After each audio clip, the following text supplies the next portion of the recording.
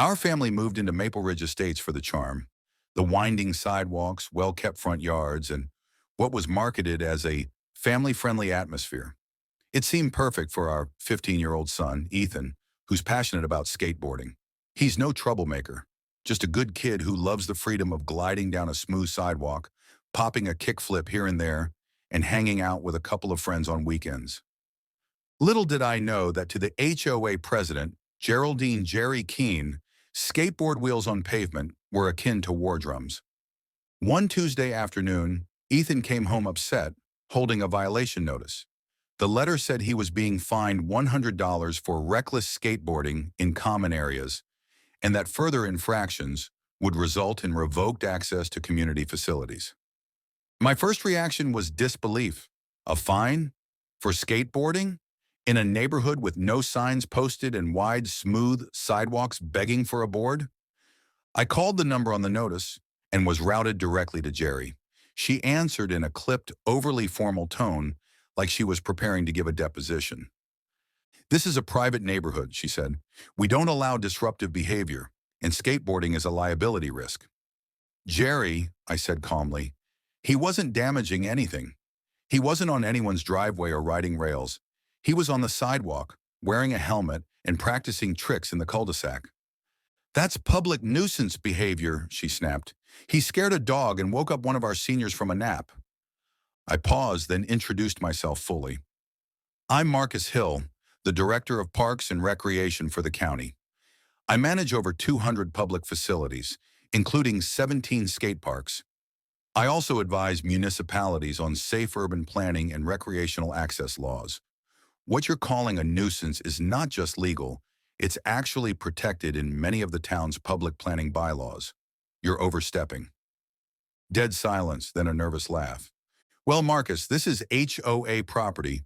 Your job deals with parks, not private communities." I wasn't about to argue over the phone. Instead, I politely informed her I would be appealing the citation at the next HOA meeting and hung up. When that meeting rolled around, I came prepared. I brought copies of the town ordinance that specifically protected skateboarding on sidewalks and residential streets, provided accident statistics showing it was far safer than basketball or biking, and even displayed certified safety practices that Ethan followed, including the required helmet and pads. Then I dropped the kicker. I had received a county grant to install small community skate features in residential areas that demonstrated a willingness to support youth activities. I was originally considering another neighborhood, but after this incident, I proposed Maple Ridge, on the condition the HOA lift their anti-skateboarding policy. The crowd murmured. Suddenly, the bored dads and quiet moms in the back rows were paying attention. A few teens who had come to support Ethan perked up, whispering excitedly. Jerry went pale. "You mean a real skate feature? Like ramps?" "Not a full skate park," I clarified, "but a well-designed, low-profile area with rails and banks integrated into the landscape. Modern, safe, and compliant with all safety codes." After some hasty back and forth between the board members, it was clear. The community supported the idea. Jerry tried to push back with arguments about liability, but I countered with stats, showing that areas with designated spaces for skating reduced accidents and property complaints by up to 70%. They rescinded Ethan's fine immediately.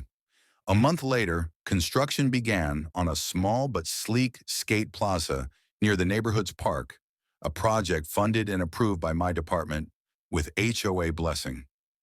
Ethan was practically a hero to the neighborhood teens.